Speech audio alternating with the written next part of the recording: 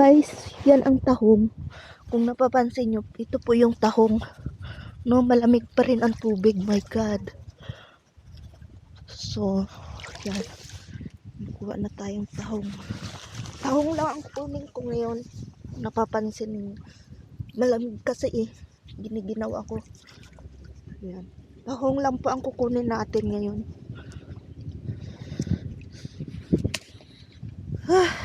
Giniginaw ako. Grabe, nanginginig yung aking kamay.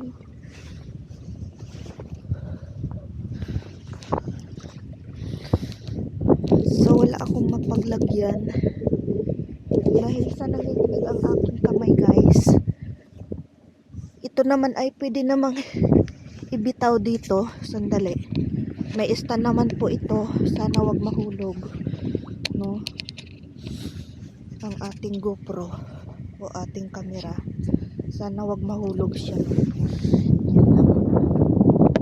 Para dito na lang kayo. Ito ko kayo nabaga. Yan. Ilagay ko na lang kayo dito. And then adjust natin. Ating pangumuha.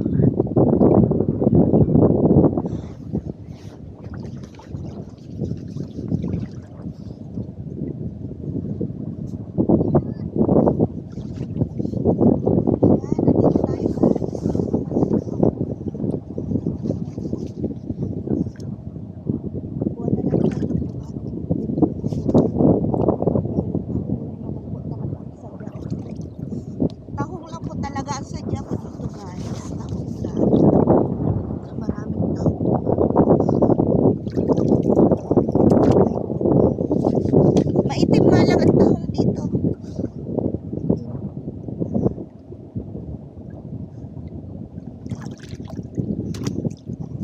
Nabitawan ko pa. Masyadong malamig. Napakalamig. At ang aking mag-ama nandoon sa taas. So, napakalamig guys.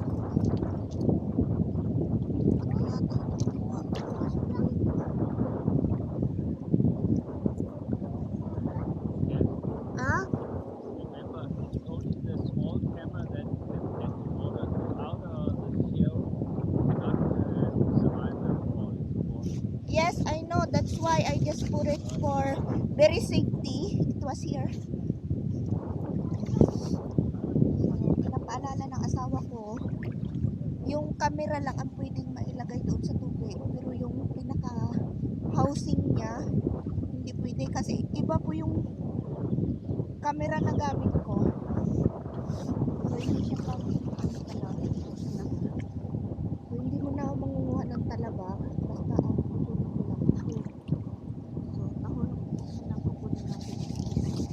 nililisan ko na lang doon sa bahay pagdating kasi nga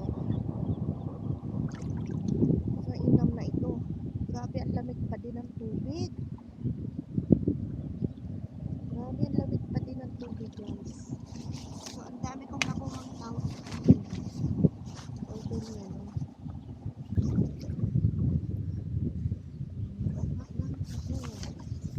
Ang ating hanap buhay. Ciao. Hindi guys, dito yung anak buhay ko dito. Alam nyo naman ang trabaho ko ay nasa city.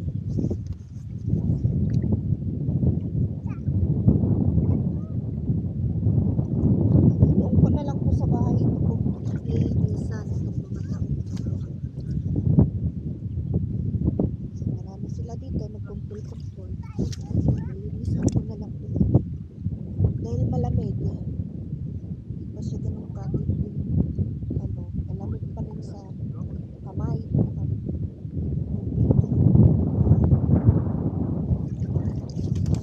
Malinis kasi dito guys. Malinis dito. Kaya mas pinili ko rin dito manguha kasi mas dito mas side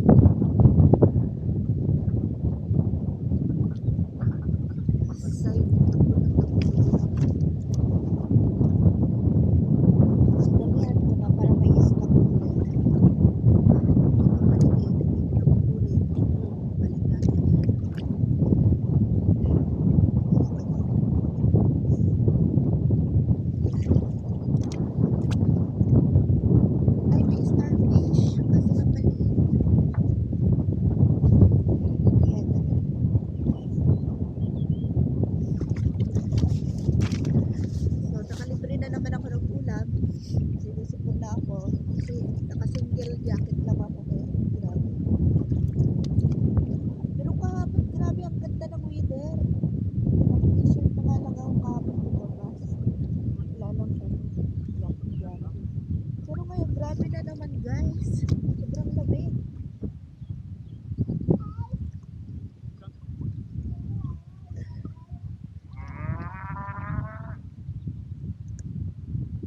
What is that?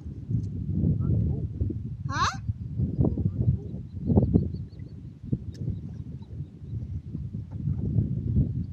So si Simon, ayaw niyang dito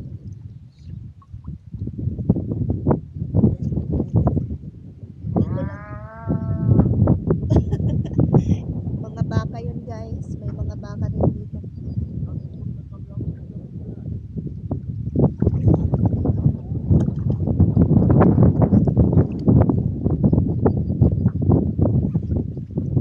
Dito lang ako sa gilid niya kukuha dahil ang dami. Gusto ko yung nakakapit sa bato kasi pag nakakapit siya sa bato, hindi siya hindi siya mahirap linisan. Kumbaga wala siyang buha-buhangin. Pero kung sa buhangin mo siya kinuha, grabe, tagalin natin maliliit kasi maliliit din yung bato. Okay. Balik natin sila sa tubig para hindi sila mamatay.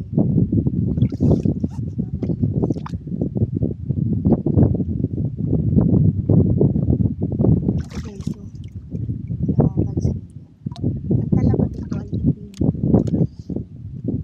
Talaba ba? Ay no, hindi siya talaba. Tahong. Yes, tahong. Tahong. Ay, ang daming tahong.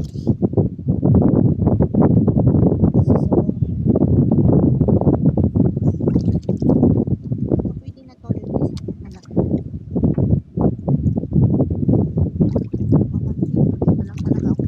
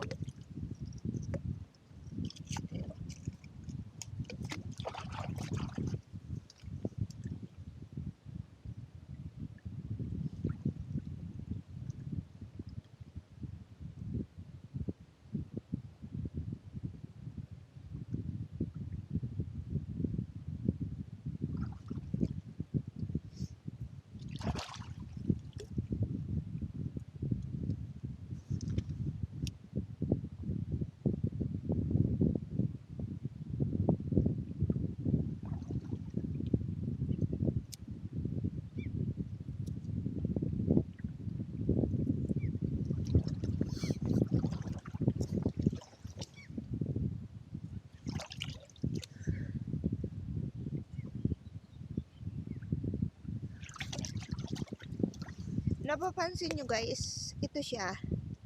Yan. So, ito siya. Kung napapansin nyo rin, tumutulo na yung sipod ko.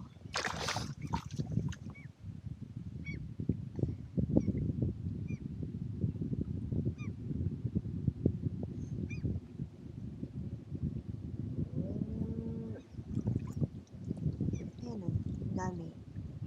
Dami niya. Diba? Tagdalawa. Ano. Pero lilinisin ko na ng paunti-unti para hindi na mahirap mamay. So yan na, dami. Napansin niyo ang dami.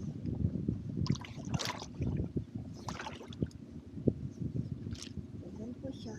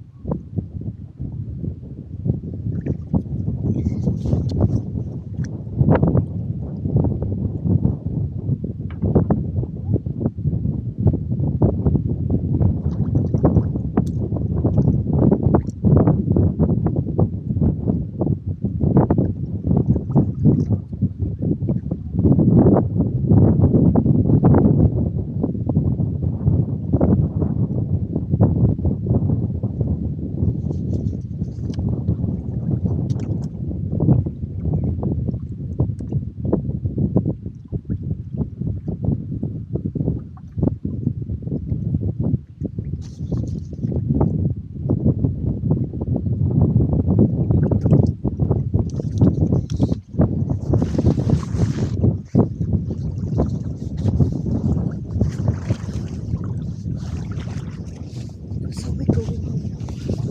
Guys.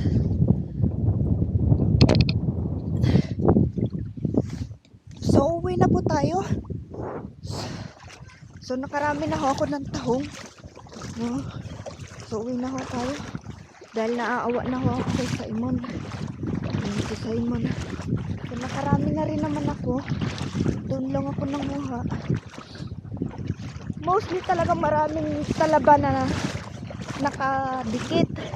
Malalaki. Pero, hindi naman po talaga ngayon ang talaba ang pakay ko ngayon dahil yeah. Sa ano na siguro ako manguha kasi wala akong malaking pamukpok. No, ayan po yung mag-ama ko. So, nilamig na rin sila. Ako naman ho, tulo na yung sipon ko. Dahil sobrang alalamig. Biglang lamig na naman kahapon. Sobrang init na. Kung napapansin niyo, can you tell me? Yan. Kung napapansin po ninyo, ito ho yung bali na kuha kong talaba. Ayan. Wow. Talaba. Hold up. Talaba, tsaka siyempre, malalaki siya, no?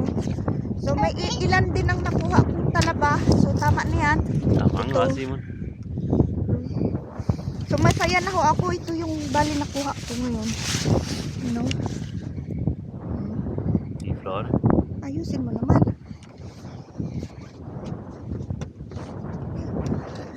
Where are we going now?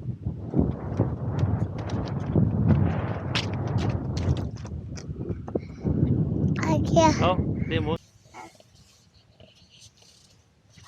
Lila, lila, lila, kap. Pwede na.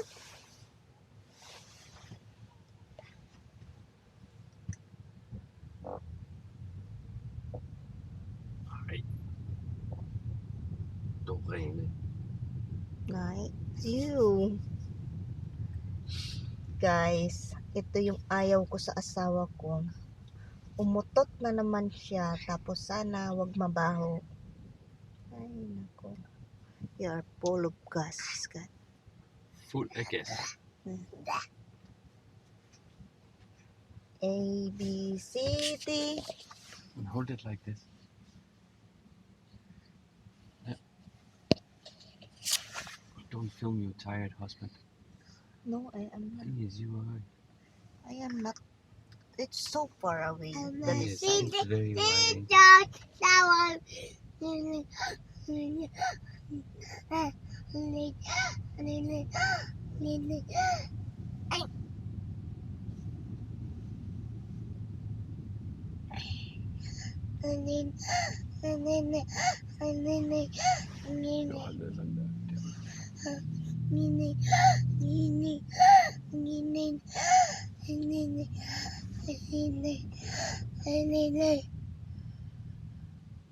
You singing na.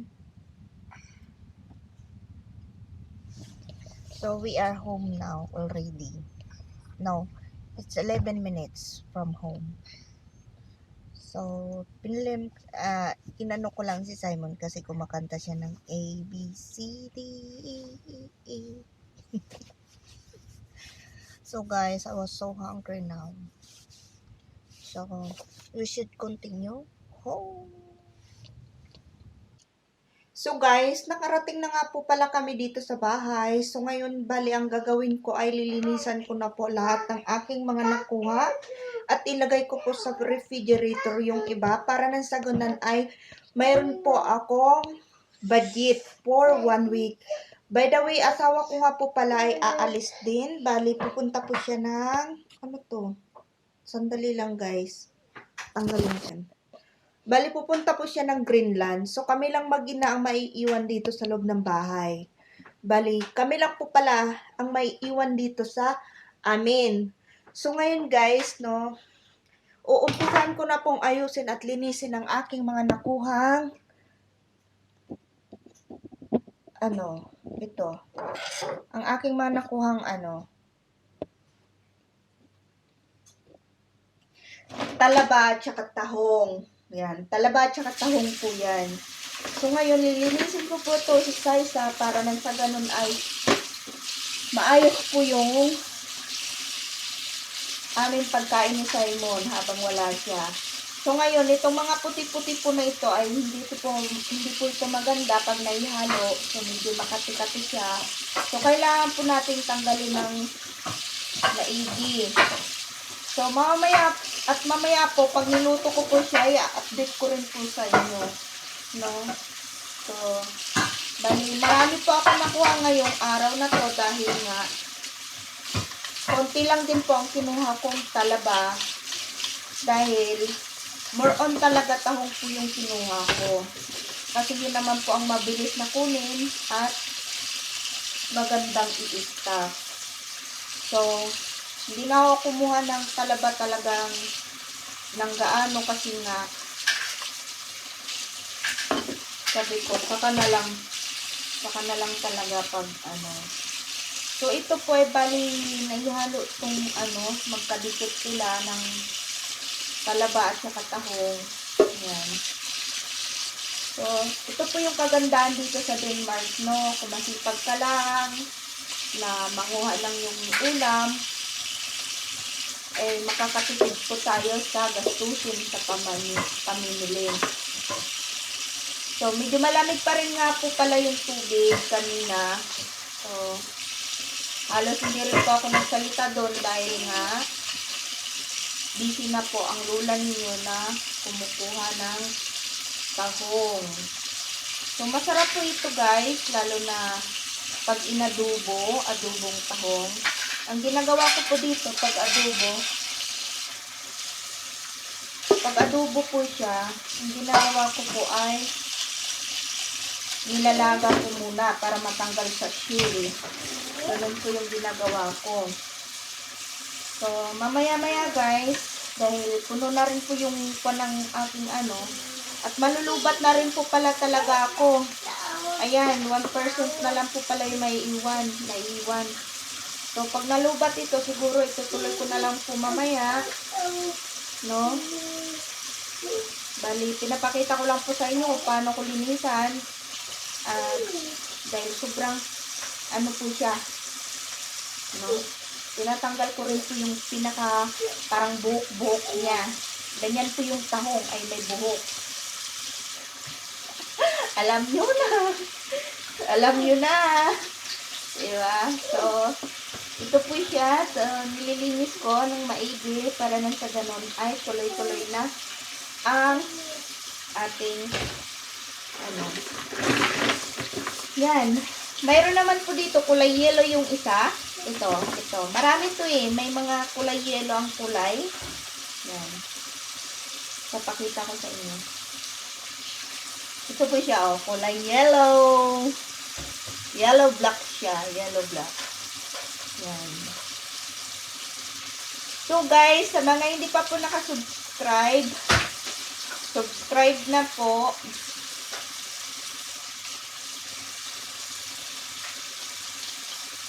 At huwag po kalimutan na pakishare po ng ating video. Marami pong salamat. At sa mga hindi po nagsasawa na suportahan ng aking channel, marami pong salamat sa inyo. Yan. At mamaya-maya po ay may tatawagan din po ako dahil mayroon po akong inaasikaso na para makatulong din po sa ating mga kapwa small YouTuber. Simon, can you put it back there? Simon fra helvede. Ikke lege rundt med denne her, vel? So, gutom na rin po si Simon guys. Kaya, inaapura ko na rin po ito para makakain na rin si Simon dahil gutom na talaga siya. So, medyo tanghali na rin po. Maaga rin kami pumunta doon. Tanghali na. So, kailangan ko nang pakainin si Simon. Lulutuan ko muna siya nito dahil gusto niya rin naman ito. Hindi rin naman kumarte si Simon pagdating sa pagkain. So, mula ng pagka-baby niya, sinanay ko po talaga siya.